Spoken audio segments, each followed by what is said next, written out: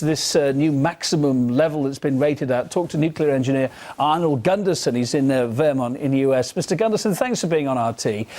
You've described yourself before this, the Fukushima disaster, as Chernobyl on steroids. Now, how worried should the world be that this disaster is now officially rated as highly as what we saw in Ukraine 25 years ago? Well, the sad thing is that it should have been recognized 3.5 weeks ago, and more people should have been evacuated out sooner. I think it is an indication now that the Japanese, both the TEPCO and the government, understand how severe the accident is, but it's really 3 weeks too late.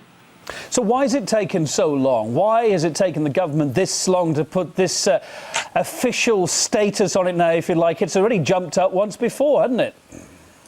I think, there's a lot of things here. The Japanese are really committed to nuclear, and so there was a lot of vested interest that wanted to downplay it. I studied the 3 Mile Island accident, I studied Chernobyl, and now this one, and it's pretty standard practice that when things are breaking, you seem to look for the best alternative as opposed to the most realistic one. And I think the Japanese wanted a nice outcome and believed whatever instruments gave them that indication. So what are we looking at here? I mean, taking what you said earlier on about the the comment you made about Chernobyl on steroids, I mean, are we likely to see huge areas of wasteland around the Fukushima plant that no one's going to be able to inhabit for decades? I mean, Japan's a very densely populated country. It's going to have a huge impact if that's the case, isn't it? Well, the luck, if there's any luck here, and really there isn't, but if there's any luck here, it's been that most of the time the wind has been going out to sea. Had the wind been going the other way, I think we'd see that scenario you just described already.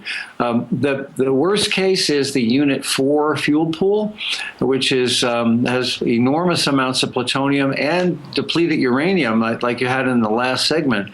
If that catches fire, it could devastate a large area. Fire this far down now? They've got power back to that plant. Is there a danger that that could still happen then? Are things still very not in control there, as you see it?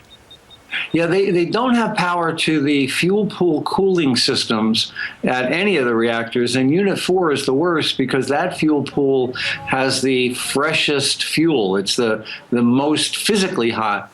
And in addition, Unit 4's got a crack in the side of it.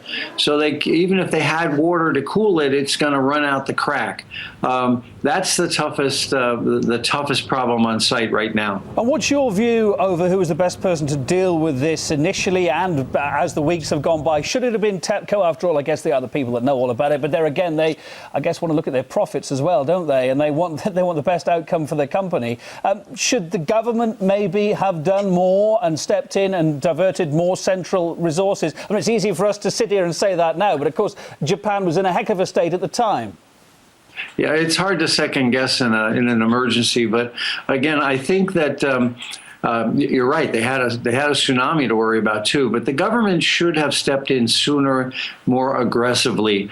The data we were getting out of TEPCO was not good.